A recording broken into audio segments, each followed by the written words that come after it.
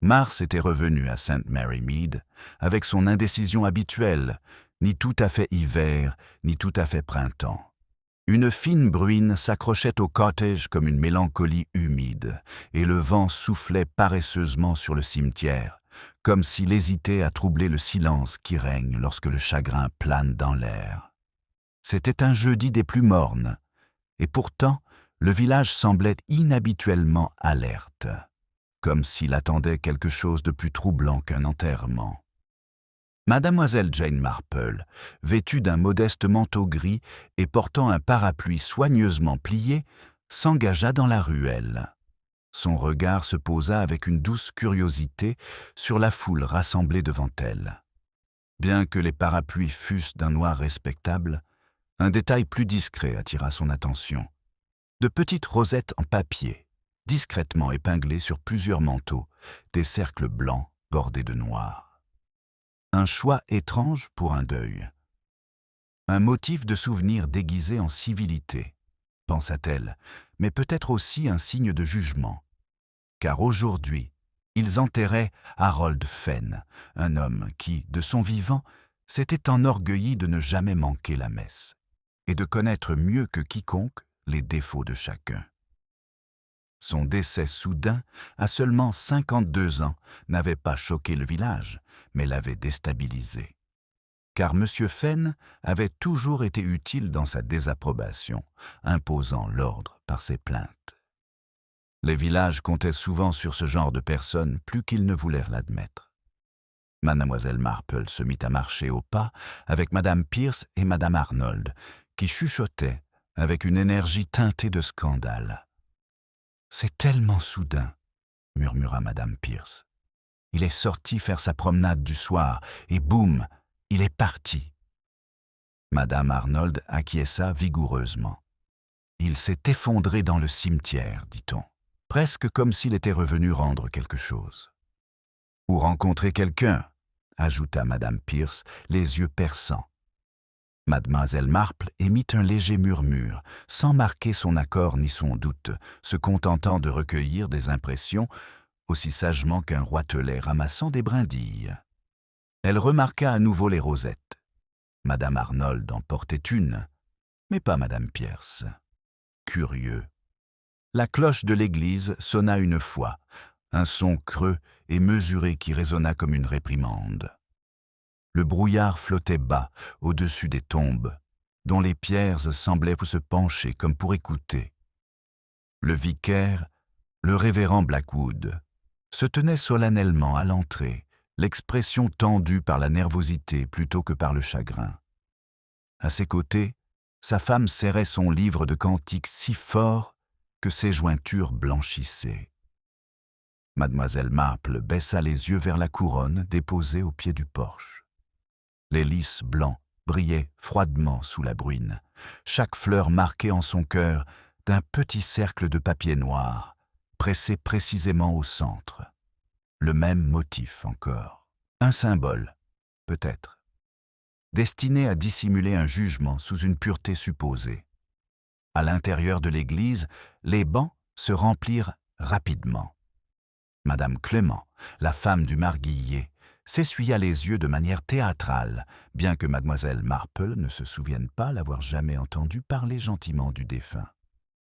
Monsieur Edwin Hawthorne, l'avocat chargé du testament d'Harold Fenn, était assis, raide, les documents serrés sous son manteau, comme si quelqu'un pouvait les lui arracher.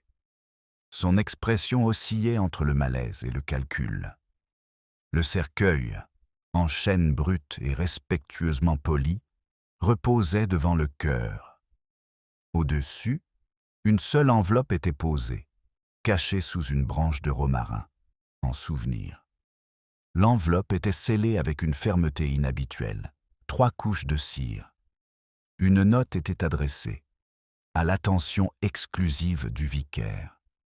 L'intuition aiguë de Mademoiselle Marple s'éveilla.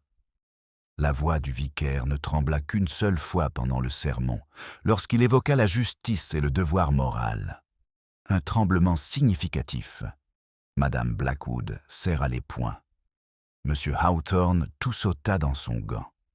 Lorsque le dernier hymne fut chanté, l'assemblée se leva non pas avec la lourdeur du chagrin, mais avec l'anticipation tendue des commérages. Ils se dirigèrent vers vers le cimetière, leurs parapluies ondulant comme des champignons noirs. Mademoiselle Marple s'attarda près du cercueil, tandis que les porteurs se préparaient à le soulever. Elle examina à nouveau les rosettes en papier, un motif saisissant de dualité. Le blanc pour la pureté, le noir pour l'accusation. Madame Pierce lui tira légèrement le bras. « Vous ne devinerez jamais ce que j'ai entendu. Harold Fenn a insisté pour écrire à l'évêque au sujet de certaines irrégularités dans le village. Sans les nommer, mais assez graves. Il a dit qu'il allait tout remettre en ordre, une fois pour toutes. »« Vraiment ?» murmura mademoiselle Marple, en plissant légèrement les yeux. « Comme c'est aimable de sa part. »« Certains disent qu'il a laissé une liste, » chuchota madame Arnold derrière elle. « Les noms de ceux qui ont péché, et j'ai entendu dire qu'il y avait pas mal de rosettes. » Mademoiselle Marple cligna lentement des yeux. « Des rosettes ? » ?»« Oh oui, il avait prévu de les remettre à l'évêque. Une marque pour désigner ceux qui avaient déçu l'Église. Un geste assez grandiose. Il n'en a jamais eu l'occasion, mais quelqu'un a quand même pensé à les apporter. » Madame Arnold renifla d'un air critique. Mademoiselle Marple regarda la foule. Certains épinglaient leurs rosettes à contre-cœur, d'autres les portaient fièrement. D'autres encore, comme le vicaire, n'en portaient pas du tout. Elle remarqua ceux qui tripotaient leurs mains, ceux qui évitaient de regarder le cercueil, ceux dont les parapluies tremblaient. La suspicion fleurissait souvent là où la moralité était brandie comme une arme. Une forte rafale balaya le cimetière, secouant les gouttelettes des branches d'ifs au-dessus. Mademoiselle Marple s'approcha de la tombe d'Harold Fenn. La terre était humide, fraîchement creusée. Mais son attention se porta sur un petit morceau de papier noir, à moitié enfoui près des planches soutenant le cercueil, arraché à l'une des rosettes, une déchirure dans la façade, et en dessous, une véritable peur. Les porteurs soulevèrent le cercueil. Le vicaire prit une inspiration pour se calmer. Mademoiselle Marple se pencha très légèrement en avant, son parapluie incliné comme une oreille attentive. Quelqu'un dans ce village voulait désespérément faire taire Harold Fenn. Quelqu'un dont la réputation ne pouvait supporter la piqûre de la rosette. Alors que le cercueil descendait dans la terre, mademoiselle Marple murmura, à peine audible. Certains enterrements enterrent plus que des corps. La bruine s'intensifia. Le brouillard revint, comme s'il était déterminé à dissimuler ce que la lumière du jour avait osé révéler trop tôt.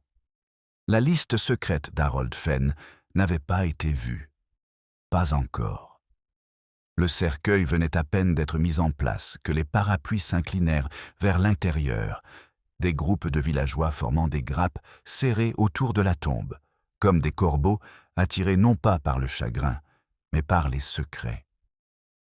Les rosettes blanches et noires ressortaient nettement sur la bruine et des manteaux sombres, petits symboles désormais teintés de menaces. Miss Marple entendit le léger cliquetis métallique de la pelle du fossoyeur lorsqu'elle heurta une pierre. Même la terre résistait à l'enterrement d'Harold Fenn. Elle recula, laissant les autres s'avancer pour présenter leurs condoléances, même si bon nombre d'entre eux serrèrent la main du vicaire avec empressement, non par sympathie, mais par crainte et gratitude. « Pauvre homme !» murmura madame Pierce en se penchant vers elle. « Dire qu'il s'est effondré si soudainement, un cœur fragile, j'en suis sûr. » Madame Arnold secoua la tête. « Un cœur fragile ? Il arpentait la rue principale tous les matins comme un sergent instructeur. Non, je parierais plutôt sur le stress. Ces croisades ont eu raison de lui. »« Des croisades ?» demanda doucement mademoiselle Marple. « Oh, il dressait une liste effroyable, » confia madame Arnold avec délectation. « Chaque méfait, dîmes en retard, collecte de charité douteuse, jeu d'argent au pub. Il avait l'intention de dénoncer chaque indiscrétion à l'évêque. Madame Pierce fit claquer sa langue. Imaginez nommer des noms pendant le carême. Quelle hypocrisie! Mademoiselle Marple baissa les yeux vers une petite rosette écrasée sous ses pieds dans la boue molle. Un symbole de pureté enfoncé dans la saleté. Le motif s'affina. Un jugement sans pitié. De l'autre côté du cimetière, M. Edwin Hawthorne se tenait plus droit que nécessaire, serrant contre lui son sac en cuir marron. Il remarqua le regard de Mademoiselle Marple et se raidit. Ce n'était pas du chagrin, remarqua-t-elle, mais du calcul. Garder un testament en sécurité ou un secret? Madame Blackwood s'approcha alors de Mademoiselle Marple, les lèvres tremblantes, formant un sourire fragile. « Vous devez pardonner la pluie, » murmura-t-elle. Elle semble déterminée à s'attarder. « Le temps est souvent le reflet d'affaires instables, » répondit Mademoiselle Marple avec douceur. La main gantée de Madame Blackwood tressaillit. Un tremblement de reconnaissance. Le révérend Blackwood les rejoignit, offrant un sourire larmoyant qui vacillait au coin. Monsieur Fenn croyait fermement en l'ordre moral. Dommage que la manière dont il est décédé ait été si dramatique. « Sa lettre à votre intention, » dit doucement Mademoiselle Marple, « était urgente. » Le vicaire hésita. Un battement de cœur de trop. Oui. Mais malheureusement, il ne l'a jamais terminé. Mademoiselle Marple perçut une infime fausse note dans son ton. Il cachait quelque chose qu'il craignait de voir éclater au grand jour. Avant qu'elle n'ait pu insister, l'inspecteur Crabbe s'approcha, le col de son manteau relevé pour se protéger de la bruine. Il salua poliment Mademoiselle Marple d'un signe de tête. « On vous a vu près du cimetière hier soir, » dit-il, non loin de l'endroit où M. Fenn s'est effondré. Mademoiselle Marple sourit sereinement. « Je revenais de chez Madame Livingstone. Il semble que je ne sois témoin que de la persistance du brouillard. »« Néanmoins, » dit Crabbe, « vous avez peut-être remarqué quelqu'un d'autre. Fenn s'est effondré à moins de 10 mètres de la porte de la sacristie. » Mademoiselle Marple réfléchit. En vérité, elle avait remarqué quelque chose. Une silhouette qui se précipitait à l'intérieur, alors qu'elle passait le portail. Un manteau sombre, un mouvement précipité. Mais pas assez pour le décrire. Pas encore. J'ai seulement remarqué que le parapluie de M. Fenn avait disparu, dit-elle à la place. Étrange, par une telle nuit. Il n'était jamais négligent en matière de convenance. Crabbe acquiesça pensivement. Aucun parapluie n'a été retrouvé près du corps. Madame Pierce eut le souffle coupé. Peut-être avait-il l'intention de s'arrêter juste un instant. Un rendez-vous sous la pluie, comme c'est romantique. Mademoiselle Marple dit calmement. Rien chez M. Fenn ne suggérait le romantisme. Crabbe expira. Le médecin parle d'une crise cardiaque, mais le moment semble opportun. Le regard de Mademoiselle Marple se posa à nouveau sur les rosettes, ces symboles d'accusation épinglés. Qui avait choisi de les porter ouvertement? Qui les avait discrètement glissés dans ses poches? Qui les avait piétinés dans la boue? M. Hawthorne fixait la tombe, les mâchoires serrées. Madame Clément s'essuya le front avec anxiété, sa propre rosette glissant de son épingle. Le jeune Peter Sloane, fils du gardien, fixait le cercueil avec une expression qui pouvait être de la culpabilité ou la peur d'être blâmé. Le village avait réagi, comme une ruche dérangée, et les abeilles piquent quand elles ont peur. Le révérend Blackwood s'éclaircit la gorge. Nous devons croire que l'âme d'Harold Fenn repose en paix, indépendamment des querelles terrestres. Mais 2 rangées plus loin, Mademoiselle Wells, institutrice et connue pour être très discrète, murmura à Madame Arnold. Si le vicaire avait lu cette lettre, Monsieur Fenn serait peut-être encore en vie. Madame Arnold faillit laisser tomber son parapluie. Suggérez-vous? Les yeux de Mademoiselle Wells se posèrent sur le vicaire avec un regard perçant. Certains péchés exigent le silence, murmura-t-elle. Mademoiselle Marple soupira intérieurement. Des théories erronées avaient déjà commencé à fleurir comme de la moisissure dans les coins humides. Le chagrin et la suspicion créaient un terreau dangereux. Un petit silence s'installa lorsque M. Hawthorne s'avança, s'éclaircissant la gorge d'un air important. « En tant qu'avocat d'Harold, annonça-t-il, je peux révéler que son testament comporte des changements importants. Les personnes concernées seront informées cet après-midi. Certaines révisions pourraient surprendre. » Tout le monde se raidit. Crabbe haussa les sourcils. « Des révisions ?»« Oui, » répondit Hawthorne en tapotant sa mallette. « Nous nous sommes rencontrés la veille de sa mort. Il était déterminé à corriger des injustices qui, selon lui, avaient été longtemps ignorées. » Mademoiselle Marple remarqua un léger tremblement dans sa main, rapidement masqué par son professionnalisme. Une liste secrète et un testament secret. 2 chemins vers le jugement. Tous 2 interrompus. La bruine s'intensifia pour devenir une pluie fine et froide. Les rosettes commencèrent à se faner, leur pureté blanche se transformant en taches noires. Un nouveau symbole, la fausse vertu se dissout lorsqu'elle est exposée aux éléments. Alors que les personnes en deuil commençaient à se disperser, Mademoiselle Marple s'attarda près du portail. Les voix des enfants résonnaient faiblement dans le parc, inconscientes du poids que portaient leurs aînés. Madame Blackwood la frôla, évitant son regard, mais le parapluie qu'elle tenait portait une légère rayure sur son manche. Un pli net, comme s'il était tombé. Le cœur de Mademoiselle Marple se mit à battre plus vite, tel un métronome intérieur, alignant les premiers indices. « Certains parapluies, murmura-t-elle, cachent des tempêtes bien plus sombres que la pluie. » Elle se dirigea vers chez elle, l'esprit aussi vif qu'une aiguille à tricoter. Quel que soit le secret que Harold Fenn portait, il n'avait pas été enterré avec lui. Quelqu'un craignait que la vérité soit révélée. Quelqu'un avait agi en premier. La pluie de mars la suivait dans la ruelle, les gouttes frappant les pavés comme des avertissements silencieux. Et derrière elle, les rosettes continuaient à se faner. En fin d'après-midi, la bruine de mars s'était transformée en une brume, fatiguée qui s'accrochait aux vitres comme un souffle humide.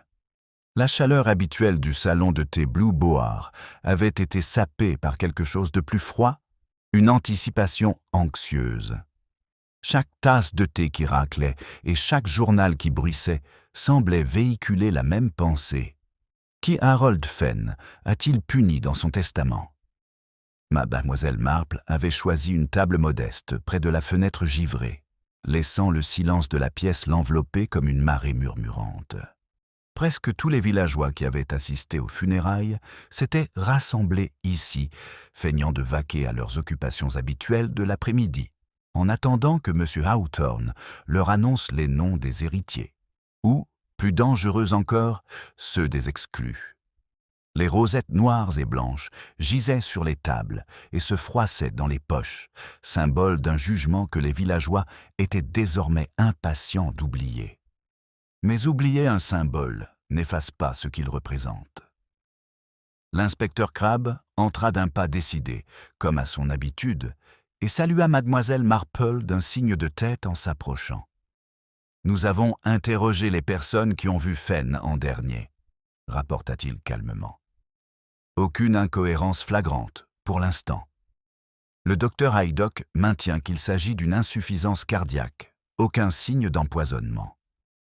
Aucun signe qu'un homme aux habitudes de Fenn aurait laissé, murmura Mademoiselle Marple en remuant son thé. Il vivait comme s'il était prêt à affronter les tempêtes. Crabbe soupira et sortit un carnet. Les témoignages indiquent qu'il a été vu près de la sacristie à 7h30 hier soir. Le vicaire dit qu'il est entré brièvement pour aller chercher des bougies. Personne ne prétend avoir parlé à Fenn après cela. « Prétend ne pas avoir parlé », corrigea Mademoiselle Marple doucement, les yeux pétillants d'inquiétude plutôt que d'humour. L'inspecteur grogna. « Je sais ce que cela signifie. Cela signifie qu'il mente. » Mademoiselle Marple sourit gentiment. Ou qu'ils ont peur de dire la vérité. Ce sont deux impulsions très différentes. Crabbe jeta un coup d'œil autour de lui. Si c'était un meurtre, il a été commis avec beaucoup d'habileté. Tellement habile, murmura Mademoiselle Marple, que la mort semble tout à fait naturelle. Et pourtant, son regard se posa sur la fenêtre striée de pluie. Harold Fenn se dirigeait vers la sacristie, pas vers chez lui. Il avait l'intention de rencontrer quelqu'un. Et cette personne, conclut Crabbe, lui a peut-être fait une frayeur suffisamment grande pour que son cœur s'arrête. Mademoiselle Marple acquiesça d'un signe de tête. C'était un début. Quelques instants plus tard, la porte s'ouvrit dans un sifflement, et M. Edwin Hawthorne entra, serrant sa sacoche sous son bras comme s'il s'agissait d'un coffre-fort. Le silence se fit dans le salon de thé, et toutes les têtes se tournèrent. « Mesdames et messieurs, dit-il avec un calme digne d'un avocat, conformément au souhait de M. Fenn, je vais maintenant m'entretenir en privé avec les bénéficiaires, par ordre alphabétique. » Une vague de crainte et d'excitation parcourut la salle. Mademoiselle Marple observa les visages. M. Pike, le libraire, essayait de paraître ennuyé, mais se redressa sur sa chaise. Madame Pierce semblait déjà offensée, certaine qu'elle méritait quelque chose. Mademoiselle Wells, l'institutrice, tordait une serviette comme si elle se préparait à une déception. Madame Blackwood. Elle évitait tout contact visuel. Hawthorne appela le premier nom. Arnold. Madame Arnold se précipita, presque trop avidement, et disparut derrière la porte du bureau à l'arrière du salon de thé. Cependant, Mademoiselle Marple ne se concentrait pas sur les personnes qui entraient, mais sur celles qui réagissaient à chaque nom. Elle remarqua un petit détail. Chaque fois qu'un nom était appelé, le vicaire tressaillait. Pas de manière spectaculaire, mais suffisamment pour être remarqué. Lorsque Madame Arnold réapparut, les sourcils légèrement haussés, les chuchotements commencèrent. Elle a hérité de ses outils de jardinage. Et d'une modeste somme pour les fleurs de l'église. Rien de scandaleux. Crabbe griffonna quelque chose, peu impressionné. Suivant, Benson. Puis Blackwood. La tension monta dans la pièce. Madame Blackwood se leva, son sang-froid à bout. Miss Marple la regarda traverser l'étroite allée. Une rosette noire, retirée à la hâte, dépassait de la poche de son manteau, les bords humides, le papier froissé. Dès que la porte du bureau se referma derrière elle, Mademoiselle Pierce se pencha vers Miss Marple. Elle était très proche d'Harold, vous savez. Proche ? Répéta doucement Miss Marple. Ah, oui, ils organisaient souvent des événements caritatifs ensemble. Harold était toujours au presbytère, murmura Madame Pierce avec enthousiasme. Madame Arnold, qui avait entendu, renifla. Certains disent qu'il l'aidait dans des questions comptables qui étaient délicates. Mademoiselle Wells ajouta doucement. Il m'a dit la semaine dernière que certains rétablissements spirituels nécessitaient des corrections terrestres. Mademoiselle Marple haussa les sourcils. Une expression curieuse. Crabbe se pencha vers elle. Que signifie-t-elle ? Mademoiselle Marple baissa la voix. Elle peut signifier apaiser une âme troublée ou cacher une vérité préjudiciable. À ce moment-là, Madame Blackwood apparut, plus pâle, tremblant légèrement. Elle se signa, les yeux baissés, et se précipita vers son siège à côté de son mari. Mademoiselle Marple ne manqua pas de remarquer que la main du vicaire se crispait sur la sienne, comme s'il se préparait à affronter une tempête qu'il parvenait à peine à contenir. La procession se poursuivit. Les noms furent appelés, les réactions mesurées et interprétées par tous les regards. Quand enfin, Hawthorne appela « Fenn !» Un silence s'installa. Tous les regards se tournèrent vers elle, mais personne ne se leva. Mademoiselle Marple leva doucement la main.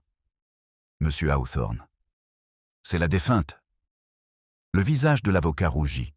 Il s'éclaircit la gorge. Oui. Je vous prie de m'excuser, la journée a été longue. Les pages défilèrent. Il ne restait plus qu'un dernier nom. De l'encre noire, en caractères gras et sans ambiguïté. Marple. Crabbe lui lança un regard surpris. Mademoiselle Marple se contenta de sourire, parfaitement sereine. Elle se leva et traversa la pièce avec sa grâce modeste habituelle. Dans le bureau, Hawthorne ferma la porte et s'éclaircit la gorge nerveusement. Il vous a laissé quelque chose de tout à fait inattendu. Il sortit une enveloppe scellée. Le même type d'enveloppe que mademoiselle Marple avait remarqué sur le cercueil. Un lourd seau de cire, 3 empreintes profondes. Elle l'accepta sans surprise. Hawthorne hésita. « Vous n'allez pas l'ouvrir ?»« Je n'ouvre pas les enveloppes gonflées par la pluie, » répondit doucement mademoiselle Marple. « Le papier se déchire trop facilement, mieux vaut attendre qu'il sèche. » Mais son esprit était déjà en train d'en évaluer le poids. Pas un héritage, des informations, une protection. Harold Fenn savait quelque chose que seule mademoiselle Marple pouvait comprendre. Elle remercia M. Hawthorne et sortit. Des dizaines de regards se détournèrent, feignant le désintérêt. Crabbe s'approcha rapidement. « Que vous a-t-il laissé ?» Mademoiselle Marple sourit. « Une sorte de clé. » Crabbe fronça les sourcils, déconcerté par le manque de clarté. Dehors, le tonnerre grondait. Le vent secouait les gouttes d'eau du panneau au-dessus de la porte, qui tombaient sur le trottoir en formant des cercles noirs et blancs. Prochaine évolution du motif. Lorsque le jugement devient collectif, la responsabilité devient personnelle. Mademoiselle Marple rangea soigneusement l'enveloppe dans son manteau. Quelque part dans le village, quelqu'un craignait ce qu'Harold lui avait donné. Et mademoiselle Marple savait que la peur était le motif le plus vrai de tous. Le brouillard avait recommencé à s'épaissir en soirée, pas assez pour obscurcir complètement la ruelle, mais suffisamment pour en estomper les contours et adoucir les traits. St. Mary Mead ressemblait à un village qui essayait de s'oublier, mais sans y parvenir. Mademoiselle Marple rentra chez elle, juste le temps de laisser sécher son manteau et de poser l'enveloppe scellée sur son bureau, sa cire brillant comme un œil noir à la lumière de la lampe. Mais elle ne l'ouvrit pas. Harold Fenn avait choisi Marple pour une raison. Il savait qu'elle possédait la vertu de la patience. Un coup sec à la porte vint troubler le silence. L'inspecteur Crabbe, son chapeau humide à la main, se tenait sur le seuil. « Puis-je entrer ?» demanda-t-il. « Bien sûr, inspecteur. » À l'intérieur, il fit quelques pas dans son petit salon, confortable, l'agitation s'installant lourdement autour de lui, comme la brume à l'extérieur. « Nous avons une piste claire, » dit-il finalement. « Madame Blackwood. » Les aiguilles à tricoter de mademoiselle Marple s'arrêtèrent en plein mouvement. « Oh » dit-elle, d'un ton un peu trop doux pour être un signe d'accord. Crabbe se pencha en avant. Elle a hérité d'une somme d'argent dans le testament, une somme surprenante. Fenn lui a laissé une allocation mensuelle, régulière, discrète. Cela ne lui ressemble pas. Une générosité étrange, remarqua mademoiselle Marple. Et elle a été vue plusieurs fois en compagnie de Fenn après le service du soir, insista Crabbe. Le vicaire dit qu'ils ont parlé de « questions caritatives ». C'est très vague. « Le flou », murmura mademoiselle Marple, « peut être un bouclier pour la honte ou pour la gentillesse. » Crabbe fronça les sourcils. Il était connu pour ses croisades morales. Pourquoi subvenir secrètement aux besoins de la femme du vicaire? Le regard de mademoiselle Marple s'adoucit. La plupart des gens, inspecteurs, n'ont pas qu'une seule nature. Même les croisés ont de la compassion, parfois dirigés là où ils ne devraient pas. Crabbe prit de l'élan. Madame Blackwood nous a dit que Fenn était parti précipitamment après leur dernière rencontre. Une demi-heure plus tard, il était mort. Et...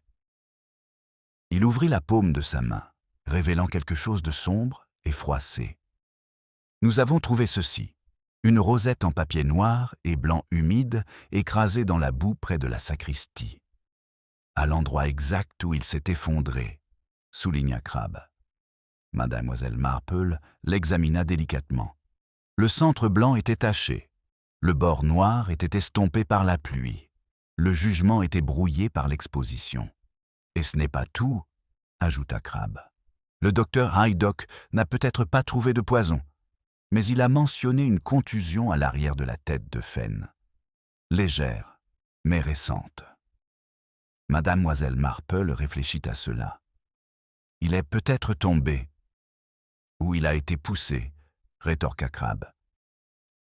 Une hypothèse plausible, mais les hypothèses plausibles cachaient souvent des angles morts. Mademoiselle Marple posa la rosette et reprit son tricot, non pas pour clore la discussion, mais pour réfléchir.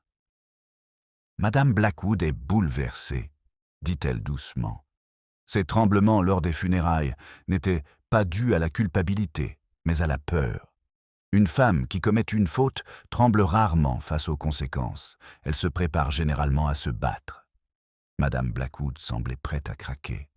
Crabbe se déplaça, mal à l'aise. Mademoiselle Marple, si ce n'est pas elle, alors qui a rencontré Fenn à la sacristie? Les yeux de Mademoiselle Marple brillèrent.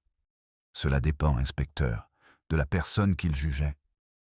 Crabbe poussa un soupir. Nous devrions au moins l'interroger. Vous devez le faire, acquiesça Mademoiselle Marple. Mais procédez avec prudence. La honte peut faire passer les innocents pour cruels et les coupables pour pieux. Crabbe cligna des yeux, moins sûr de lui à présent. On frappa à nouveau à la porte, cette fois-ci de manière précipitée, anxieuse. Le vicaire lui-même se tenait dans l'embrasure de la porte, son manteau ecclésiastique dégoulinant au niveau des épaules. Son expression était tendue, empreinte de terreur. « Mademoiselle Marple, inspecteur, je vous en prie, balbutia-t-il. N'arrêtez pas ma femme.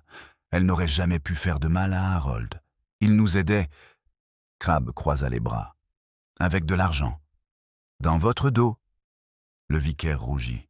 « Oui, et oui, j'aurais dû m'en douter. Mais Harold était meilleur que sa réputation. Juger sévèrement les autres n'empêche pas d'être généreux. » Mademoiselle Marple observa attentivement le vicaire. Il avait retiré sa rosette, il ne la portait pas. Un choix. « En quoi vous a-t-il aidé exactement ?» demanda-t-elle, doucement mais directement. Le vicaire perdit son sang-froid. « Il m'a fourni des fonds pour régler une affaire personnelle concernant ma sœur. Une dette qu'elle avait contractée à cause de choix imprudents. » « Et comment Harold a-t-il appris l'existence de cette dette ?» demanda Mademoiselle Marple. Le vicaire détourna le regard. « Je me suis confié à lui. C'était peut-être stupide, mais il m'avait promis la discrétion. » « Et au lieu de cela, dit Crabbe, il s'en est servi comme moyen de pression. » Les yeux du vicaire se remplirent de larmes. « Je pensais qu'il voulait nous protéger. Ma femme le croyait aussi. » Mademoiselle Marple posa brièvement une main réconfortante sur la rosette de Madame Blackwood, encore humide sur la table. Et parfois, ceux qui portent des secrets confondent gardien et geôlier. Crabbe grogna à nouveau, sa théorie s'affaiblissant sous la douceur de Mademoiselle Marple. Le vicaire poursuivit, la voix brisée. « Harold devait me remettre quelque chose hier soir, la preuve qu'il avait résolu le problème. Il m'a envoyé un message. La sacristie, 7h30. » Crabbe se raidit. « Mais vous affirmez que vous étiez seul. »« Je l'étais, » insista le vicaire. « Il n'est jamais arrivé. J'ai attendu 20 minutes, puis je suis rentré chez moi par le chemin latéral. » Le regard de Mademoiselle Marple s'aiguisa. Le chemin latéral, près du cimetière, près de l'endroit où Fenn est tombé. « Quelqu'un vous a-t-il vu ?» demanda Crabbe. « Non, mais je vous assure. » Mademoiselle Marple leva délicatement la main. « Révérend, votre femme est-elle au courant des problèmes de votre sœur ?» Il se figea. Le silence s'installa. Mademoiselle Marple posa son tricot. « Inspecteur, dit-elle calmement, Madame Blackwood n'est pas notre meurtrière. Elle portait une rosette, certes, mais avec légèreté, comme si elle n'en était pas convaincue. Celui qui a tué Harold Fenn ne s'est pas contenté d'accepter le jugement. Il l'a exercé. » Crabbe insista. « Alors, qui soupçonnez-vous exactement ?» Le regard de Mademoiselle Marple se posa sur la petite enveloppe scellée posée sur son bureau, qui séchait maintenant, la cire tenant bon. « Je soupçonne, dit-elle doucement, qu'Harold les a nommés lui-même. » Crabbe cligna des yeux. Dans l'enveloppe, Mademoiselle Marple sourit, un sourire de grand-mère aux contours acérés. « Certaines réponses doivent être ouvertes avec précaution, inspecteur. Surtout celles qui sont scellées par le jugement. » La rosette sur sa table se fanait davantage, le noir se fondant dans le blanc. La mort d'Harold Fenn n'était pas un accident. Mais la mauvaise personne se trouvait désormais dans la ligne de mire. Le soir s'assombrissait dans un gris persistant, celui qui se fond dans la lumière des lampadaires et rend chaque pièce secrètement plus petite. Le salon de Mademoiselle Marple, malgré sa chaleur douillette, semblait porter un courant d'air invisible, le froid subtil d'une vérité encore non dite. L'inspecteur Crabbe faisait les 100 pas devant la cheminée, son agitation vacillant comme la lueur du feu. Nous avons fouillé la sacristie. Aucun signe de lutte, juste le désordre habituel des livres de chorale et un porte-parapluie dégoulinant. Mademoiselle Marple interrompit son tricot. « Un porte-parapluie » Crabbe acquiesça. « 2 parapluies à l'intérieur, celui du vicaire et celui d'un des marguilliers. »« Seulement 2 » demanda Miss Marple d'un ton léger. Crabbe haussa les épaules. « Ce n'est pas une collection. » Les yeux de Miss Marple brillèrent d'une étincelle minuscule, presque imperceptible. Harold Fenn était sorti par une nuit pluvieuse. Son parapluie n'avait pas été retrouvé. Pourtant, aucun nouveau parapluie n'avait été ajouté au porte-parapluie. Le fil se tendit. Avant qu'elle n'ait pu suivre sa pensée à haute voix, un autre coup retentit, plus doux cette fois. Jonathan Pike, le gentil libraire, entra, le chapeau dégoulinant. « Oh, Mademoiselle Marple, inspecteur. J'espère que je ne dérange pas. » Ses lunettes s'embuèrent instantanément dans la chaleur. « C'est juste que j'ai trouvé quelque chose. » Il déballait soigneusement un petit paquet en tissu. À l'intérieur se trouvait une rosette en papier déchiré, mais ce fragment était différent de ceux utilisés lors des funérailles.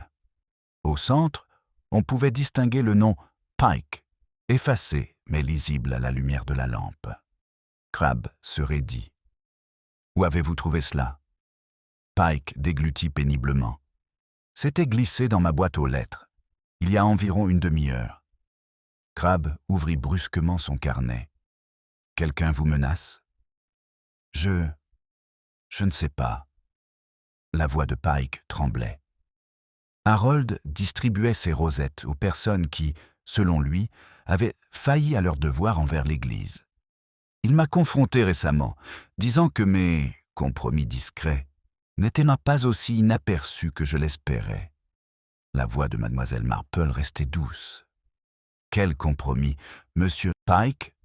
Il hésita, la honte lui montant aux joues. Harold avait découvert que je faisais parfois des paris au King's Arms. Rien de criminel, mais Harold pensait que cela donnait un mauvais exemple. Crabbe soupira. « Alors Fenn vous a menacé à nouveau. Il a dit que si je n'arrêtais pas immédiatement de parier, il enverrait une lettre à l'évêque. » Pike eut un petit rire étouffé. Imaginez être ruiné à cause d'un pari amical sur des fléchettes. Mademoiselle Marple baissa les yeux vers la rosette. Un jugement moral rendu portable. Une punition que l'on pouvait infliger à une personne. Harold était-il en vie lorsqu'il vous a confronté pour la dernière fois ? Demanda-t-elle. Oui, il y a 2 nuits. Les mains de Pike tremblaient tandis qu'il pliait le tissu. J'ai tout regretté après coup. J'allais m'excuser auprès de lui après le service du soir, mais j'ai perdu mon sang-froid. Le regard de mademoiselle Marple s'adoucit. La faiblesse n'était pas de la culpabilité, seulement de l'humanité. Crabbe rangea le fragment. Nous allons enquêter là-dessus, si quelqu'un essaie d'effrayer les bénéficiaires, et pas seulement eux, ajouta mademoiselle Marple doucement. Crabbe lui lança un regard interrogateur, mais son attention se porta sur un autre détail. Elle s'excusa brièvement et disparut dans le couloir. À son retour, elle tenait l'enveloppe scellée d'Harold. Le papier était désormais impeccable, la cire intacte. Elle la posa sur la table entre eux. Les morts s'expriment souvent plus clairement lorsqu'on leur laisse le silence, dit-elle. Crabbe acquiesça en se penchant en avant. Écoutons-le. Mademoiselle Marple brisa la cire à l'aide d'un petit coupe-papier en argent. Le léger déchirement du seau ressemblait au bruit d'un rideau qui s'ouvre. À l'intérieur se trouvait une seule feuille et une petite fleur pressée. Une marguerite dont les pétales étaient à moitié blancs et à moitié tachés, comme les rosettes inversées. Crabbe fronça les sourcils. « Qu'est-ce que c'est ? Un symbole ?» murmura mademoiselle Marple. « Celui de l'innocence touchée par la corruption, ou du jugement entaché par l'intérêt personnel. » Elle déplia la lettre. L'écriture d'Harold Fenn traversait la page d'un trait net, précis, sévère, sans concession. « Si je ne survis pas à mon devoir, sachez que ce village cache la pourriture sous une vertu de façade. Les noms seuls ne prouvent pas la culpabilité. Cherchez celui qui distribue le jugement, pas celui qui le reçoit. La vérité porte aussi une rosette, mais jamais en public. » Mademoiselle Marple la lut 2 fois, plus lentement la 2e fois. « Distribue le jugement », répéta Crabbe. « Donc, quelqu'un d'autre a fabriqué ces rosettes ?» Mademoiselle Marple acquiesça. Harold avait des listes, mais quelqu'un d'autre a fabriqué les symboles qui les accompagnaient. Pike pâlit. Alors celui qui a épinglé les rosettes déteste plus férocement qu'Harold ne l'a jamais fait. Mademoiselle Marple tapota pensivement la table avec un ongle. « Inspecteur, » demanda-t-elle, « qui a apporté les rosettes à l'enterrement ?» Crabbe cligna des yeux. « Je ne sais pas. Elles étaient simplement là. »« Les choses sont rarement simplement là, » répondit mademoiselle Marple. « Quelqu'un les a créées dans un but précis, pour montrer au village qui rend désormais les jugements, maintenant qu'Harold Fenn ne peut plus le faire. » Elle plongea à nouveau la main dans l'enveloppe et en retira un coin de papier plié qu'elle avait initialement négligé. Un morceau de tissu coincé entre les pages. Un ruban noir, soigneusement coupé. Crabbe expira. Le bord d'une rosette. Miss Marple acquiesça. Le motif était désormais complet. Le jugement exercé par une main invisible. Elle leva la tête, le regard fixé au loin, traçant la forme de la culpabilité. « Le meurtrier n'est pas celui que Harold menaçait, » dit-elle doucement. « C'est celui qui souhaitait prendre sa place. » Une ligne de pensée se forma. Harold Fenn était devenu obsolète. Un nouveau juge s'était levé. Un juge prêt à tuer pour que les rosettes continuèrent de fleurir. Crabbe se leva. « Alors, qui profite le plus de l'autorité morale ?» Miss Marple posa ses aiguilles. « Nous devons nous occuper de l'Église, » répondit-elle. « Ce soir. » À la lumière de la lampe, la marguerite pressée brillait, ses pétales blancs meurtris par leurs extrémités noircies. La punition pouvait prendre l'apparence de la pureté. Mais la pureté, une fois souillée, n'est plus jamais sans ombre. La nuit s'était abattue sur St. Mary Mead, une obscurité qui semblait mijoter son propre silence. Les lampadaires projetaient de faibles halos sur les pavés glissants et l'air sentait la pluie qui allait tomber. Mademoiselle Marple et l'inspecteur Crabbe marchaient côte à côte vers l'église, Pike les suivant nerveusement à distance, comme une ombre réticente. À l'intérieur, la nef semblait plus froide qu'à l'extérieur. Leurs pas résonnaient fortement, comme si les murs désapprouvaient les visiteurs après le crépuscule. Crabbe dirigea le faisceau de sa lampe torche vers la porte de la sacristie. « Il n'y a personne ici, » marmonna-t-il. Mademoiselle Marple ne répondit pas. Son regard se porta vers le haut. Les poutres de l'église accumulaient plus que de la poussière. L'histoire s'y accrochait, là où personne ne pensait à regarder. Elle s'approcha de la table de la sacristie, où une pile de rosettes en papier inutilisées était soigneusement rangée. Il ne s'agissait pas d'autorisation funéraire, mais d'inventaire de jugement en attente d'être attribué. Crabbe se raidit. Elle n'était pas là tout à l'heure. Non, acquiesça mademoiselle Marple. Quelqu'un est revenu pour poursuivre le travail d'Harold Fenn, avec plus d'enthousiasme. Elle souleva délicatement un coin. Chaque cercle vierge attendait pour accuser.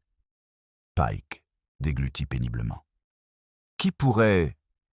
Je veux dire, après tout ça, la même personne qui a livré une rosette déchirée chez vous, répondit doucement mademoiselle Marple, qui tente d'effrayer ceux qu'il considère comme pécheurs. Crabbe fronça les sourcils. Le tueur se prend donc pour un croisé de la morale. Les croisades ont rarement trait à la vertu, murmura Miss Marple. Elles ont trait au pouvoir. Son regard se posa sur les bancs où les villageois se confessaient chaque dimanche sous le couvert de la bienséance. Qui, ici, avait soif de ce pouvoir? « Inspecteur, dit-elle doucement, puis-je vous emprunter votre lampe torche ?» Crabbe la lui tendit. Miss Marple balaya le sol du faisceau lumineux. Une légère trace de peluche noire, qui ne menait pas vers la porte, mais vers l'autel, les bords du ruban, les bordures des rosettes. En suivant la trace, elle atteignit l'allée latérale, puis s'arrêta. Madame Blackwood se tenait seule près de l'orgue, leur tournant le dos, les épaules tremblantes. Crabbe prit une inspiration. « Madame, je dois vous demander... » Mais mademoiselle Marple posa une main sur son bras. « Attendons !» Madame Blackwood pressa un mouchoir contre ses lèvres. Lorsqu'elle se retourna, ses yeux étaient hantés, désespérés. « Vous ne devez pas penser, » commença-t-elle, la voix brisée. « Je n'ai jamais voulu tromper qui que ce soit. Harold nous aidait, mais il a menacé d'arrêter. » Crabbe s'avança. « Pourquoi menacer ?» Elle se serra dans ses bras. « Parce que mon mari refusait d'admettre ses fautes. Harold croyait que le repentir devait être public. Et moi, j'étais terrifié à l'idée de ce que le village dirait s'il apprenait la vérité. » Crabbe suspendit son stylo. Quelle vérité? Elle inspira brusquement que c'est moi qui ai suggéré à Harold de rendre son jugement. Les rosettes étaient mon idée, une petite marque d'humiliation pour encourager la réforme.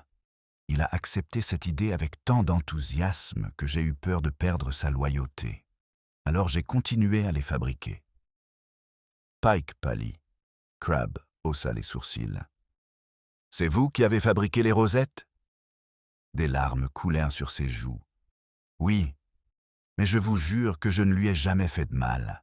Les rosettes étaient destinées à humilier, pas à tuer. » Miss Marple acquiesça, sans surprise. « Pour certains, dit-elle doucement, la honte peut être le coup le plus fatal qui soit. » Madame Blackwood sanglota plus fort. Le vicaire n'est au courant de rien. Harold avait promis de rester discret, mais il a commencé à exiger de l'argent. Des paiements, des menaces. Crabbe grimaça. De l'extorsion déguisée en moralité. Une lueur de ressentiment traversa les larmes de Madame Blackwood. Harold est mort en essayant de nous contrôler tous. Elle baissa les yeux. Mais je ne l'ai pas tué. Je vous en prie, croyez-moi. Miss Marple lui prit doucement la main. Vous avez porté ce fardeau seul pendant trop longtemps. Les secrets s'enveniment, ma chère, comme l'humidité sous les planches. Crabbe essayait de maîtriser sa réaction. Même ainsi, cela vous donne un mobile. Madame Blackwood le supplia du regard. J'étais chez moi, au moment où il s'est effondré. Je le jure. Mademoiselle Marple acquiesça, mais son regard passa outre la femme du vicaire, pour se poser sur quelque chose qui brillait faiblement sous le banc de l'église. Elle s'agenouilla, ignorant le cri de surprise de Crabbe, et récupéra un petit objet, un bouton cassé, luisant de pluie, noir, poli, provenant d'un manteau d'homme. Elle leva les yeux vers la chaire, là où le révérend Blackwood prononçait ses sermons, vêtu de ce même manteau. Un frisson parcourut l'atmosphère. Madame Blackwood vit la conclusion se dessiner et recula. « Non, pas lui. » Crabbe redressa les épaules. « Nous devons parler au vicaire. Tout de suite. » Madame Blackwood agrippa la manche de mademoiselle Marple. « C'est un homme bon. Il ne ferait jamais. » « La bonté, » dit doucement mademoiselle Marple, « peut être très fragile, là où la fierté cesse la plus forte. Et votre mari craint le scandale plus que la mort. » Des pas retentirent derrière eux, pas doux, pas timides. Le vicaire se tenait dans l'embrasure de la porte, le visage blême, la main tremblante le long du corps. « Depuis combien de temps ?» demanda-t-il doucement. « Me soupçonnez-vous » Crabbe s'avança pour le flanquer, mais mademoiselle Marple retint l'inspecteur, les yeux fixés sur la posture du révérend Blackwood. Il n'avait pas l'air en colère, il avait l'air vaincu. La voix du vicaire était rauque. « J'ai rencontré Harold au cimetière. Il m'a dit qu'il allait tout révéler, que ma honte pèserait sur la paroisse comme une malédiction. » Sa femme poussa un cri étouffé. « Tu m'avais dit que tu étais à la maison. » Il ferma les yeux. « Je pensais que s'il s'effondrait, si son cœur lâchait, ce serait la volonté de Dieu. » Le ton de mademoiselle Marple était doux, mais dévastateur.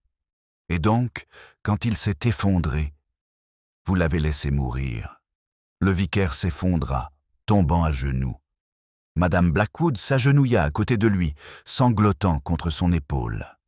Crabbe s'avança enfin, lui rappelant son devoir.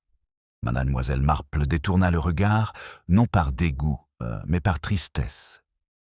Les rosettes sur la table flottaient dans un courant d'air provenant de la porte ouverte, la pureté blanche encerclée par le jugement noir. Le motif était complet. Le jugement est une arme, et entre de mauvaises mains, il tue. Pourtant, l'esprit de mademoiselle Marple restait troublé. Une question plus profonde la taraudait. Si le vicaire avait laissé la mort, qui avait provoqué l'effondrement? Les ténèbres au-delà des ténèbres.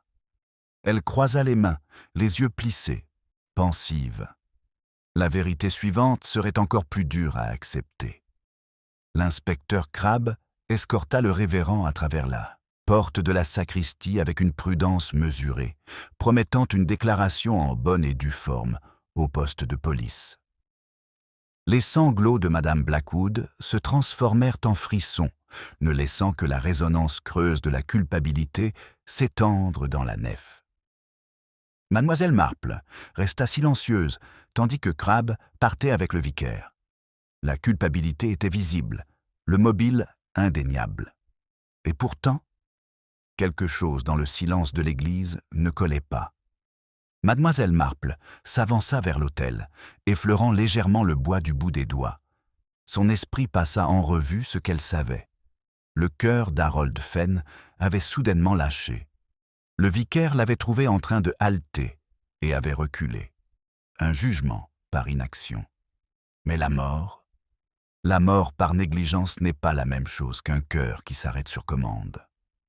Elle souleva l'une des rosettes vierges. Le papier était trop neuf, trop impatient d'être utilisé. Ses pensées s'affolèrent. Quelqu'un voulait une croisade publique plus grande que les ambitions d'Harold. Elle se retourna alors que Jonathan Pike s'approchait lentement, tordant sa casquette. « Mademoiselle Marple, je me sens responsable. Si je n'avais pas parié... » Elle leva doucement la main. « Sa mort a commencé bien avant vos paris. » Pike expira bruyamment. Je suppose que tout le monde a un péché que Harold aurait pu énumérer. Mademoiselle Marple l'observa en silence. Monsieur Pike avait toujours été timide, mais la peur l'avait changé aujourd'hui. Cela le rendait dangereux d'une manière différente. Un clang soudain déchira l'air. La lourde cloche de l'église sonna une fois. Un son grave et discordant, qui ne provenait pas de la corde. Pike sursauta. « Qui » Mademoiselle Marple n'attendit pas. Elle se dirigea rapidement vers l'escalier du clocher, sombre, étroit et en colimaçon. Pike la suivit à contre-cœur. À mi-chemin, le froid s'intensifia. Une odeur métallique. De la rouille. Non. Du sang. Au sommet, la lumière d'une lanterne vacillait. Une silhouette gisait effondrée sur les planches de bois. Monsieur Edwin Hawthorne, l'avocat. Mademoiselle Marple s'agenouilla. Ses doigts cherchaient doucement son pouls. Faible. Très faible. Mais vivant. À côté de lui, une rosette en papier plié, avec son nom inscrit au centre. La voix de Crabbe résonna dans la cage d'escalier alors qu'il revenait précipitamment. « Mademoiselle Marple, j'ai entendu... » Il se figea devant la scène. « Hawthorne, mon Dieu !» Mademoiselle Marple examina la rosette. Elle n'était pas fanée comme les autres. Elle était fraîche, précise, placée après la mort d'Harold. « On l'a réduit au silence, » murmura-t-elle, « parce qu'il en savait trop. » Crabbe s'agenouilla pour examiner les blessures. Aucune blessure, mais quelque chose ne va pas avec sa respiration. Il nous faut un médecin. Il cria des ordres aux agents en bas. Le regard de mademoiselle Marple se posa sur la sacoche de Hawthorne, tombée ouverte. Des documents sans échappaient flottant près de la fenêtre ouverte de la tour. Le Nouveau Testament. Elle récupéra la première page et la lut rapidement. Bénéficiaire? Madame Arnold, aide modeste. Mademoiselle Wells, frais de scolarité pour les étudiants en difficulté. Monsieur Pike, aide au remboursement de dettes. Madame Blackwood, allocation mensuelle. Un dernier nom, souligné plusieurs fois. Le reste de la succession revient au comité de l'Église, qui sera administré par Jonathan Pike. Le cœur de mademoiselle Marple fit un bond. L'homme timide derrière elle se figea, comme si ces mots étaient des chaînes physiques. Crabbe lança un regard à Pike. « Vous n'avez jamais mentionné. » Pike balbutia d'une voix trop aiguë. « Je ne savais pas, je le jure. » Mais mademoiselle Marple observa ses mains. Elles ne tremblaient pas à cause du froid. Elles tremblaient parce qu'elles avaient reconnu quelque chose. Elle se leva, la rosette toujours pincée entre ses doigts. « Monsieur Pike, » dit-elle calmement, « vous craignez le jugement d'Harold plus que quiconque. » Il recula d'un pas, le souffle court. « Vous ne portiez pas de rosette aujourd'hui, » ajouta-t-elle. « Non pas parce que vous refusiez, mais parce que c'était vous qui les distribuiez. » Un murmure terrifié s'échappa de sa bouche. Harold voulait une réforme. Je l'ai seulement aidé à affiner son plan. En le rendant cruel, termina mademoiselle Marple. Harold confrontait les pécheurs. Vous les marquiez. Crabbe serra les mâchoires. Et quand Harold n'a plus servi vos intérêts, les yeux de Pike passaient frénétiquement de l'un à l'autre. Il voulait changer le testament encore une fois. Il disait qu'il ne nommerait que le vicaire, qu'il supprimerait le comité après tout le travail que j'avais accompli. Le ton de mademoiselle Marple était doux, aussi doux qu'une lame. Vous vous êtes donc assuré qu'il s'effondre avant de pouvoir le réviser. Pike se lança dans un déni frénétique. Ce n'était qu'un tonique, une simple poudre dans la sacristie. Il était anxieux, j'ai essayé de le calmer. Son cœur a été forcé de lâcher, dit mademoiselle Marple. Et quand le vicaire est arrivé, il n'a fait qu'accélérer ce que la mort avait déjà commencé. Crabbe fit un pas en avant. Et Hawthorne, il était au courant. Il a essayé d'empêcher la lecture, dit Miss Marple. Alors M. Pike l'a arrêté le premier. Une dose plus faible que celle d'Harold, mais suffisamment forte pour le faire taire. Pike se retourna, cherchant une issue. Mais au sommet d'un clocher, la fuite est verticale et mortelle. Mademoiselle Marple ne bougea pas, sauf pour prononcer une phrase d'une clarté dévastatrice. Vous vous croyiez le berger des âmes, mais vous craignez davantage d'être démasqué que la lumière de Dieu. Le masque de Pike se brisa. Un sanglot le secoua, né du désespoir, pas du remords. Crabbe lui saisit fermement le bras avant que la panique ne devienne fatale. Alors qu'il l'escortait vers le bas, la voix de Pike se brisa. « Je voulais seulement l'ordre. Les gens devaient se comporter correctement. J'aidais. » La réponse de Miss Marple suivit calmement. L'aide ne s'accompagne pas de condamnation. La dernière rosette glissa de ses doigts, tombant lentement dans l'air du clocher jusqu'à atterrir près de Hawthorne. La pureté blanche encerclée par la malice noire. Plus aucun symbole n'était nécessaire. Le véritable juge avait été révélé. Il restait cependant une dernière chose à faire. La vérité devait être dite à haute voix afin que le village puisse à nouveau respirer. L'inspecteur Crabbe et 2 agents de police emmenèrent Jonathan Pike à travers le cimetière. Ses pas hésitants, tel un homme pris entre l'indignation et l'effondrement. Le brouillard redescendit, comme si la honte l'avait rappelé. La lumière des lanternes vacillait faiblement le long de son chemin, non pas pour le guider, mais pour l'exposer. Mademoiselle Marple resta dans la tour, s'assurant qu'Edwin Hawthorne était descendu avec précaution par l'escalier étroit. Le docteur Haydock se chargerait de le soigner. Le silence revint une fois les hommes partis. Un silence épais, pensif. Elle s'approcha des bancs de la nef d'un pas tranquille. Madame Blackwood était assise là, recroquevillée comme une rosette en papier écrasée par les intempéries. Mademoiselle Marple s'assit à côté d'elle. « Il était si gentil », murmura Madame Blackwood. « Harold, derrière ses sermons, il souhaitait vraiment le bien, j'en suis convaincu. J'ai encouragé ce qu'il a commencé, sans jamais imaginer. Jamais. » Mademoiselle Marple lui tendit un mouchoir, doux, fleuri, contrairement à ces symboles austères, aux bords noirs désormais rassemblés comme preuve. « La peur nous conduit à former d'étranges partenariats, » murmura-t-elle. « Ce n'est pas un péché de trébucher, mais de refuser de voir où nous sommes tombés. » Madame Blackwood s'accrocha à ces mots, acquiesçant dans un silence larmoyant. Un mouvement près du cœur attira l'attention de Mademoiselle Marple. Mademoiselle Wells, l'institutrice, se tenait debout, le regard fixe, le menton levé. Ses yeux ne brillaient pas de larmes, mais de calcul. Elle s'avança.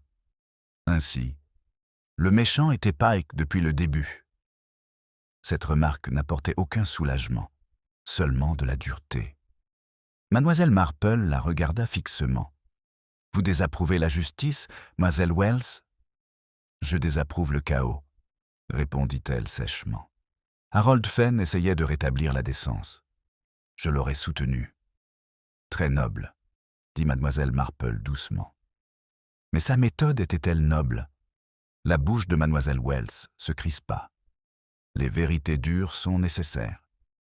Les enfants doivent être corrigés avant de devenir des adultes pires encore. Une philosophie de la peur, dit Mademoiselle Marple calmement, se développe souvent mieux dans des salles de classe ordonnées. Mademoiselle Wells rougit. Je montre l'exemple. Je n'ai jamais porté une de ces rosettes absurdes. Non, dit Mademoiselle Marple d'une voix presque tendre. Vous n'avez jamais eu besoin d'en porter une pour croire que vous aviez le droit de les distribuer. Un silence glacial s'installa. Mademoiselle Wells fixa du regard, les yeux réduits à 2 fentes, pendant une seconde de plus que ne le permet la raison. Une seconde pendant laquelle la vérité ôte son masque. Puis elle se redressa avec dignité. « L'inspecteur Crabbe s'en occupera. Si vous voulez bien m'excuser. » Elle s'enfuit trop rapidement. Madame Blackwood la regarda partir, perplexe. « Pensez-vous qu'elle ait joué un rôle dans cette affaire ?» Mademoiselle Marple ne répondit pas. Le piège psychologique avait été tendu et Mademoiselle Wells avait déclenché tous les mécanismes. Bientôt, les portes de l'église s'ouvrirent à nouveau dans un bruit sourd. L'inspecteur Crabbe revint, essuyant la buée sur ses manches. « Pike est en garde à vue », rapporta-t-il. « Le docteur est avec Hawthorne. Le vicaire fera sa déposition à l'aube. » Sa voix s'adoucit. « Tout semble terminé, mademoiselle Marple. »« Cela ne fait que commencer, » répondit-elle. Crabbe cligna des yeux. « Mais nous avons le meurtrier. Nous avons presque obtenu ses aveux. » Mademoiselle Marple sourit gentiment, comme on sourit lorsqu'un enfant pense avoir résolu un puzzle après avoir assemblé seulement les pièces du bord.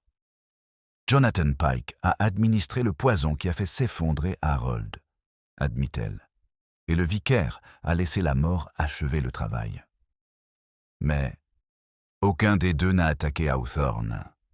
Crabbe se figea. « Le deuxième choc, » murmura Mademoiselle Marple. Chaque fois qu'un coupable tombe, le véritable architecte s'assure que les pièces s'emboîtent toujours. Crabbe marmonna un juron, se tourna vers la porte. « Je vais lancer une alerte dans tout le village. » Mademoiselle Marple lui toucha le bras. « Ce n'est pas nécessaire, inspecteur. » Son regard se posa à nouveau sur l'enveloppe, le message que Harold avait spécifiquement laissé pour elle. Cherchez celui qui rend le jugement, pas celui qui le reçoit. Pas Pike, simplement un poignard tremblant tenu par une autre main. Pas Blackwood, un homme détruit par la lâcheté. Quelqu'un qui croyait que le jugement avait besoin d'un successeur. Quelqu'un d'intelligent, de discipliné, parfaitement capable de transformer la croisade d'Harold en un mouvement. Crabbe secoua la tête. « Vous ne voulez pas dire... » Mademoiselle Marple acquiesça d'un signe de tête. La justice dans ce nouvel ordre doit être enseignée. Vous comprenez? Son ton se réduisit presque à un murmure. Une leçon a besoin d'un enseignant. Crabbe serra les mâchoires. Mademoiselle Wells. Elle ne se considérait pas comme une pécheresse, dit doucement Mademoiselle Marple, mais comme la gardienne de la vertu. Et tout gardien qui se croit incorruptible est mûr pour la corruption. Le tonnerre gronda au loin, le ciel préparant un nouvel examen. Crabbe respirait superficiellement. Donc Pike n'était que son instrument. Et maintenant, il est devenu inutile, ajouta Mademoiselle Marple. Des aveux forcés, marmonna Crabbe. Une supériorité morale obtenue par la coercition. Elle pouvait facilement tromper un employé timide. Et Hawthorne, demanda Mademoiselle Marple. Il représentait une menace suffisante, conclut Crabbe d'un ton sinistre. Remplaçable. Miss Marple se leva, les mains calmement jointes. Il reste une dernière chose, dit-elle. Le village doit entendre la vérité, non pas de votre bouche, mais à travers l'absence de mensonges. Crabbe fronça les sourcils. Que voulez-vous dire ? Je veux dire, répondit-elle, que Mademoiselle Wells reviendra ici ce soir. Pourquoi ? Demanda Crabbe. Pour terminer sa leçon. Alors qu'ils éteignaient les lanternes et se glissaient derrière la tribune de l'orgue pour observer les ombres, le brouillard s'engouffra par la porte de l'église, tel un invité indésirable revenant pour un jugement final. Et Mademoiselle Marple, calme comme toujours, attendait les pas silencieux de la justice égarée. Car le véritable coupable revient toujours sur les lieux pour s'assurer que le monde apprenne la leçon qu'il voulait lui enseigner. Et le piège de Mademoiselle Marple était déjà tendu. L'église retrouva le silence, celui qui écoute. Mademoiselle Marple était assise dans la longue ombre du premier banc, l'inspecteur Crabbe caché juste derrière la tribune de l'orgue. Pike était détenu. Hawthorne soigné, le vicaire en garde à vue. Mais le véritable danger, l'esprit derrière le jugement, était toujours en liberté. Les yeux de mademoiselle Marple s'habituèrent à l'obscurité, tandis que le brouillard s'engouffrait à travers les vitres fissurées, s'enroulant curieusement autour des rosaces inutilisées, empilées sur la table de la sacristie. Des cercles blancs encadrés de noir, une punition attendant un nom. Le temps s'écoulait lentement. L'aiguille des minutes de l'horloge avançait lentement. Les pensées de Miss Marple reliaient les derniers fils tenaces. Mademoiselle Wells n'avait pas été menacée par Fenn. Mademoiselle Wells n'avait pas été tentée par l'argent. Mademoiselle Wells avait cru et cru avec ferveur. Une croyance transformée en justice peut être bien plus tranchante qu'une lame. La porte de l'église s'ouvrit en grinçant, juste au moment où l'horloge sonna 11 heures. Un seul coup retentissant. Mademoiselle Marple ne se retourna pas. Des pas s'approchèrent avec une assurance calme et mesurée. Mademoiselle Wells émergea de l'ombre comme une sentinelle vérifiant son domaine. Son manteau était boutonné jusqu'en haut, sa posture rigide. Elle s'arrêta près de l'autel, posant une enveloppe impeccable sur sa surface polie. Le seau de cire était immaculé, un nouveau nom peut-être, un nouveau pécheur choisi. Ses yeux, dépourvus de douceur, balayèrent les bancs. « C'est presque terminé », murmura-t-elle, non pas à un public, mais à sa propre conviction. L'ordre doit être rétabli. La bonté doit revenir dans ce village. Mademoiselle Marple ne prit la parole qu'à ce moment-là, d'un ton léger, comme si elle parlait de thé. La bonté arrive rarement par la coercition. Mademoiselle Wells se raidit. « J'aurais dû m'en douter, » dit-elle d'une voix tendue. « Vous revenez pour terminer votre leçon, » répondit mademoiselle Marple sans se lever. Une leçon qu'Harold Fenn a commencée sans comprendre l'élève qu'il avait choisi. Mademoiselle Wells s'avança dans la faible lumière de la lune, le regard intense. Harold rêvait d'un St. Mary Mead vertueux. Il voyait la faiblesse, la peur, et il voyait le potentiel. Mademoiselle Marple acquiesça. « Et vous y avez vu du pouvoir. » Les lèvres de mademoiselle Wells s'incurvèrent légèrement, dans un geste que l'on aurait pu prendre pour de la fierté. J'ai vu ce qu'il n'avait pas pu achever. Elle fit le tour du cercueil. Le village pourrissait sous son vernis de politesse. Quelqu'un devait redresser la barre. Le ton de mademoiselle Marple resta aimable. Les vérités dangereuses étaient plus faciles à avaler lorsqu'elles étaient prononcées avec douceur. « Et vous avez donc donné des instructions à Pike, effrayer, marquer, faire taire l'opposition ?» Mademoiselle Wells releva le menton. « Pike me devait loyauté. J'ai sauvé sa librairie de la fermeture après ses paris stupides. Je l'ai simplement encouragé à se repentir. » Mademoiselle Marple observa calmement. « Et quand Harold a prévu de réviser le testament pour confier l'autorité uniquement au vicaire, votre objectif aurait été perdu. » L'expression de mademoiselle Wells se durcit. Un vicaire trop faible pour faire respecter la moralité? Non, cela aurait été le chaos. Sa main droite glissa dans la poche de son manteau avec une trop grande aisance. Les yeux de mademoiselle Marple suivirent le mouvement. Mais elle ne réagit pas. « Vous avez donc fourni à Pike un autre remède, » poursuivit doucement mademoiselle Marple. « Un remède qui calmerait le cœur, tout en semblant être la volonté de Dieu. » Mademoiselle Wells sourit, affichant une expression sereine et effrayante. Les gens craignent davantage la mort que la correction. La peur engendre l'obéissance, et l'obéissance engendre la sécurité. Mademoiselle Marple baissa légèrement la tête. « Vous vous croyez vertueuse ?» dit-elle. « Mais la vertu sans compassion n'est que de la cruauté déguisée. » Mademoiselle Wells ricana. « Vous défendriez les pécheurs? Le joueur, l'hypocrite, la femme du pasteur? » « Et l'avocat ?» termina mademoiselle Marple. « Celui qui a découvert les véritables intentions d'Harold. » Le sang-froid de mademoiselle Wells se brisa. Un léger tressaillement. « La modération est une faiblesse », murmura-t-elle avec férocité.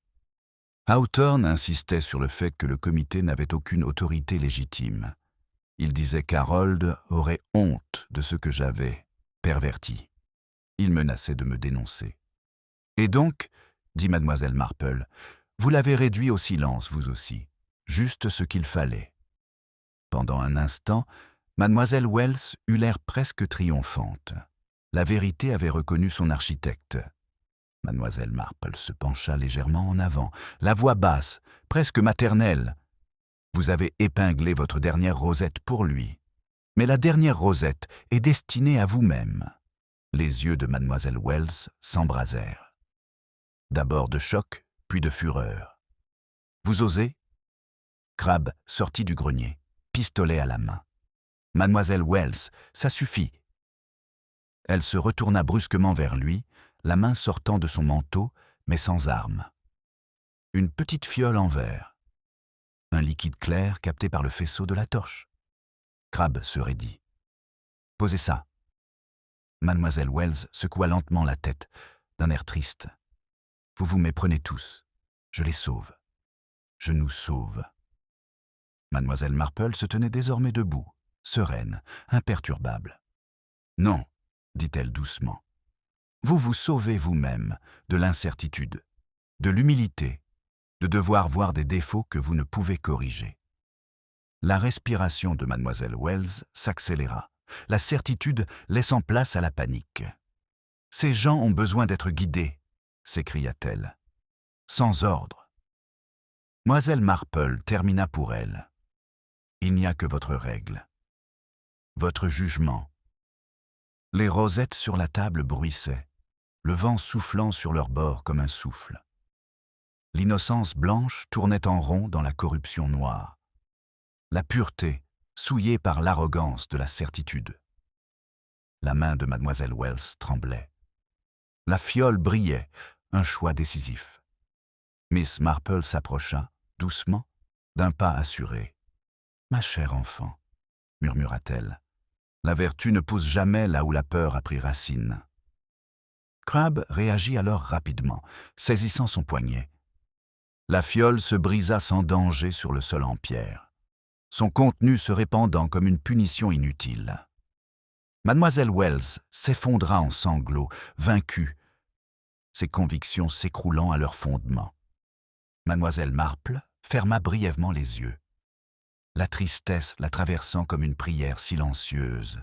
« Tout ce que vous avez toujours voulu, » murmura-t-elle, « c'était être bonne. Mais la bonté qui exige l'admiration devient tyrannie. » Crabbe menotta mademoiselle Wells doucement, sans brutalité. Même lui comprenait que sa conviction avait été détournée pour aboutir à une tragédie. Les lanternes s'éteignaient peu à peu. L'église retrouva son calme, un dernier souffle avant l'aube. Mademoiselle Marple regarda une fois de plus les rosettes, symboles de papier dépouillés de leur autorité. Au clair de lune, leur centre blanc scintillait faiblement. L'innocence pouvait renaître. Si le village choisissait la clémence. Les premières lueurs pâles de l'aube se glissèrent à travers les hautes fenêtres de l'église St. Mary Mead, teintant les piliers de pierre d'un or réticent. La lumière du soleil, importune mais insistante, toucha la nappe de l'autel, puis les bancs, puis enfin le visage de mademoiselle Marple. Elle avait l'air comme d'habitude, aimable, posée, tranquillement insensible à la fragilité humaine. L'inspecteur Crabbe se tenait à côté de mademoiselle Wells, qui était assise, rigide et silencieuse, les yeux gonflés mais toujours fiers, avec l'obstination de ceux qui croient que leurs choix sont justes. Mademoiselle Marple s'adressa aux quelques personnes présentes. Madame Blackwood, encore sous le choc. Monsieur Hawthorne, pâle mais désormais conscient. Le vicaire lui-même, escorté par un agent de police, sa honte comme une seconde peau. Elle parla doucement, mais la vérité dans ses mots était plus tranchante qu'une condamnation. Harold Fenn est mort, parce qu'il a déclenché des événements qu'il ne pouvait pas contrôler. Commença-t-elle. Il a brandi le jugement moral comme une lame, et les lames, une fois dégainées, sont difficiles à rengainer. Tout le monde baissa la tête, certains par chagrin, d'autres par reconnaissance. Harold a dressé une liste de ceux qui, selon lui, avaient enfreint les normes morales du village. Il avait l'intention de présenter cette liste à l'évêque. Une idée erronée, mais c'était la sienne. Elle se dirigea lentement vers la table de la sacristie et prit l'une des rosettes inachevées. Mais quelqu'un d'autre estimait que cette liste n'allait pas assez loin. Mademoiselle Wells tressaillit. Un léger sursaut. Mademoiselle Wells, poursuivit Mademoiselle Marple, voyait en Harold Fenn un homme qui n'avait pas le courage d'imposer un nouvel ordre moral. Alors qu'il se contentait de réprimander, elle cherchait à transformer ce jugement en pouvoir. Crabbe croisa les bras, l'air sombre, confirmant ses propos. Elle persuada Jonathan Pike, le simple et effrayé Jonathan, qu'il serait le gardien de l'héritage d'Harold. Elle l'encouragea à créer ces rosettes, une pour chaque pécheur qui, selon elle, devait être corrigé. Et lorsque Harold changea d'avis, prévoyant de réviser le testament pour donner toute autorité au vicaire, elle mit son plan à exécution. Mademoiselle Wells laissa échapper un murmure, brisé et déchiré. Il a trahi toutes ses promesses. Mademoiselle Marple poursuivit d'une voix douce, comme du fer. Vous avez obtenu un mélange de digitaline à action rapide dans le jardin de l'école, sous prétexte d'enseigner la botanique. Vous avez donné le tonique à Pike, et lui, croyant que cela calmerait le cœur d'Harold plutôt que de l'arrêter, le lui a administré dans la sacristie.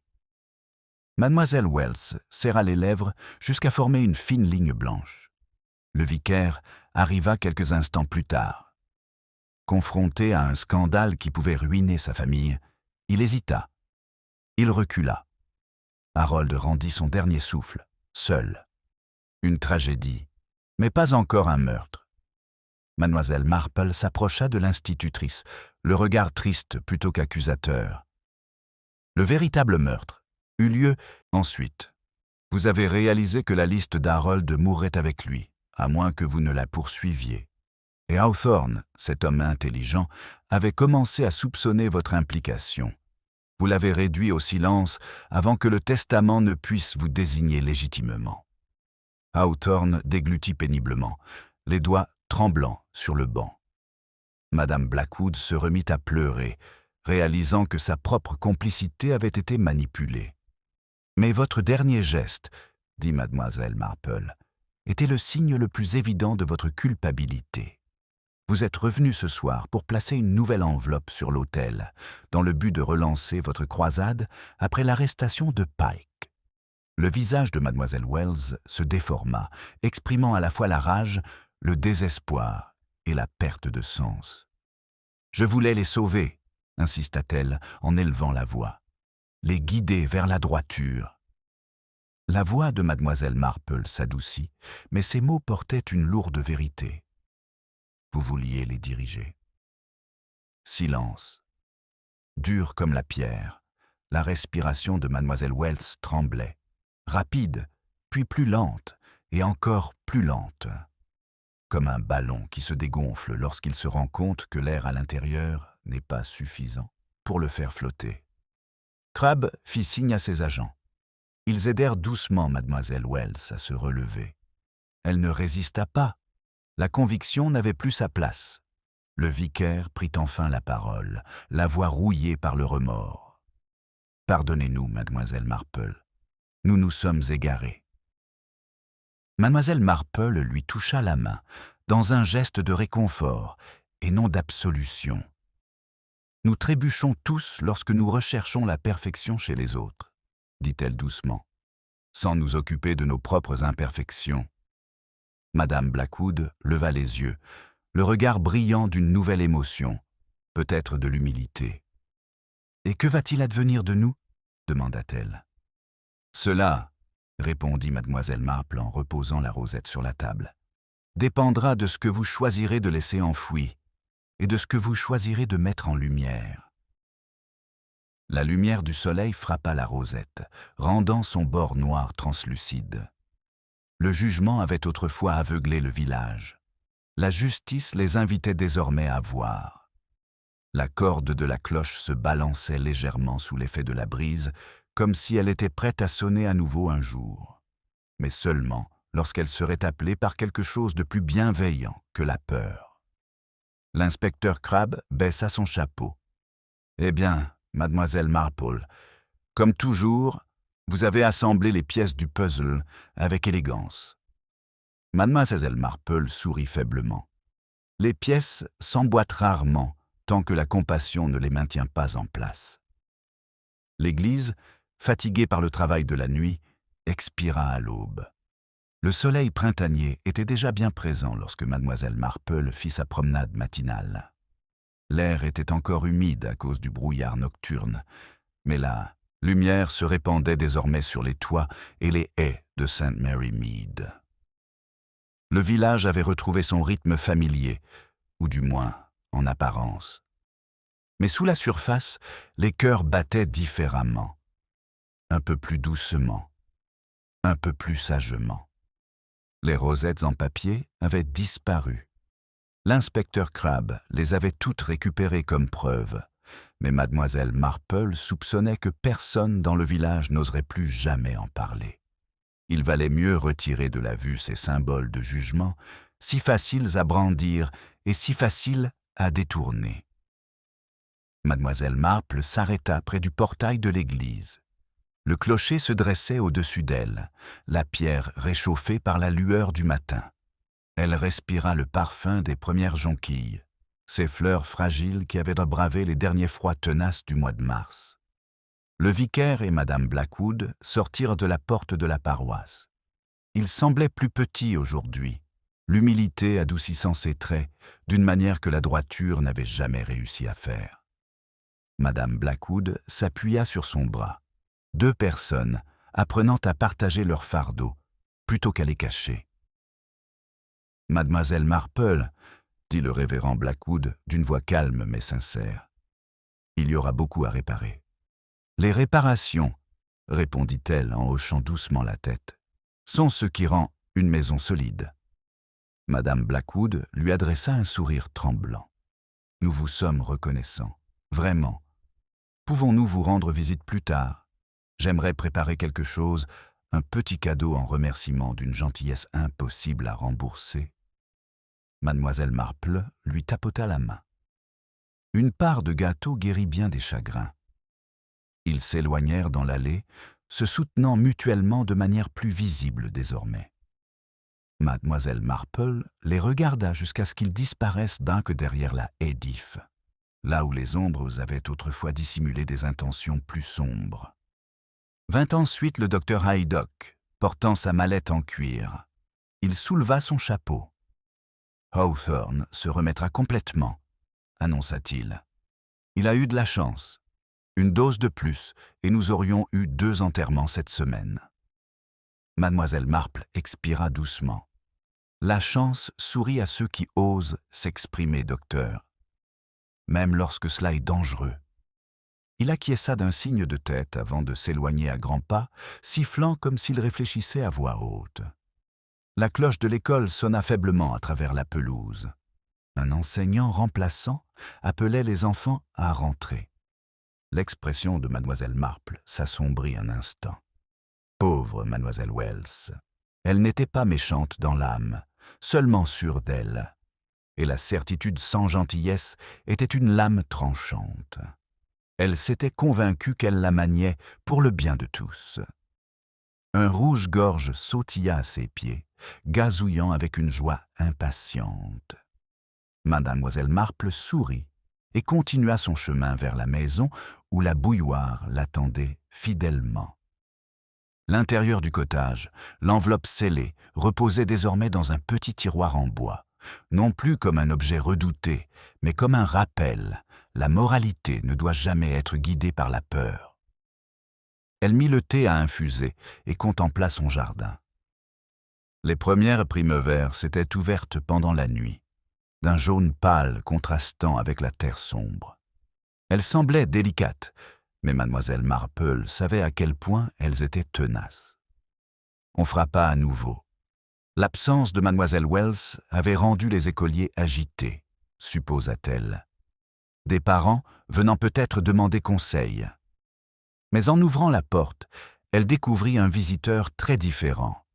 Jonathan Pike, pâle, les yeux humides, tenant son chapeau à deux mains, comme s'il priait. « Mademoiselle Marple, dit-il d'une voix tendue par le remords, l'inspecteur Crabbe dit que je ne serai pas accusé de meurtre. Pas après ce que je lui ai dit, mais j'ai aidé, n'est-ce pas? J'ai contribué à la mort d'Harold. » Mademoiselle Marple lui fit signe d'entrer. « Asseyez-vous. Le thé aide à faire les confessions, petites ou grandes. » Il se percha sur le bord de la chaise, comme un oiseau qui n'est pas sûr que la branche tiendra.